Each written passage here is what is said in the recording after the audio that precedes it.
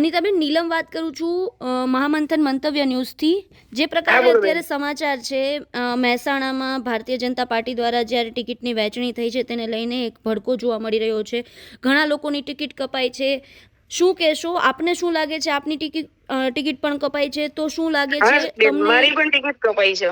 શું લાગે છે કે આ આખું જે ટિકિટ કપાઈ છે તેની પાછળ તમે શું કારણ માનો છો? અને એક ગુસ્સો પણ જોવા મળી રહ્યો છે. શું લાગે છે? કારણ કે તમને શું કોઈ અગાઉ એવું કહેવામાં આવ્યું હતું કે આપને ટિકિટ મળશે, અને ક્યાંથી તમે ટિકિટ માંગી હતી?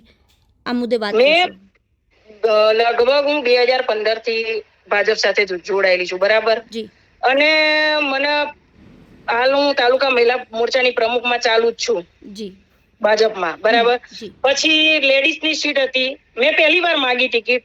મારું સેન્સ પણ લેવાનું હતું. એ વખતે મેં કીધું હતું, એમને મને બીજો કોઈ પ્રશ્ન નતો પૂછ્યો.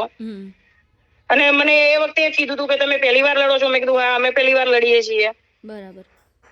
અને કાલ રાત્રે 8 વાગ્યા સુધી મારું નામ હતું, અને 9 વાગે મને ફોન આવે છે કે બેન તમારી ટિકિટ કપાઈ ગઈ. શું લાગે છે? શું કારણ છે? કોઈ અંદર ખાને કઈ બળાવો છે? અંદર ખાને છે જ, અંદર ખાને જ છે. કોઈના નામ આપી શકશો? નામ તો હું આપીશ, મીડિયામાં જગ જાહેર આપીશ, કારણ કે મને ખબર જ છે કોના શું નામ છે અને શું નહીં. શું લાગે છે? તમે કઈ જગ્યાએથી ટિકિટ માંગી હતી સૌથી પહેલા? સામેત્રા સીટ ઉપરથી.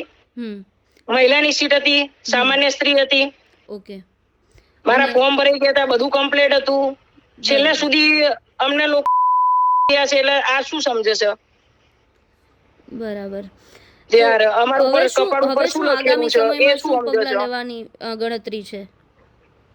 અમારો ન્યાય મળવો જોઈએ, નતર પછી ભાજપમાંથી અમે રાજીનામું આપવાના છીએ. ચોખ્ખી વાત છે.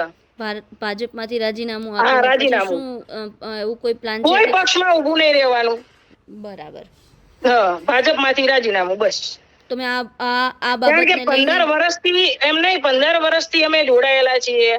જ્યારે ભાઈઓને જરૂર પડે બહેનોની, એટલે ટેમ્પા ભરીને અમે બહેનો લાવીએ, એટલે અમે શું ગાંડા છીએ? અનિતાબેન, અને મોદી સાહેબ એક બાજુ એમ કે છે કે બહેનો તમે આગળ આવો, અમે તમારા સાથે છીએ, અને ભાઈઓ જ અમારા પગ કાપવા બેઠા છે. શું તમે આ મુદ્દે બળાપો, તમે ગુસ્સો આટલો છે, ઉશ્કેરાયેલા છો, શું લાગે છે તમને? આગામી હવે આગળ ક્યાં રજૂઆત કરવાના છો? કોઈ ઊંચા પદ? અમે ગાંધીનગર જવાના છીએ, બધી બહેનો. જે બહેનોની ટિકિટો કપાઈ છે ને, બધી બહેનો અમે ગાંધીનગર જઈશું હવે. બરાબર. અનિતાબેન, અમારી સાથે જોડાયા અને માહિતી આપી તે બદલ આપનો આભાર.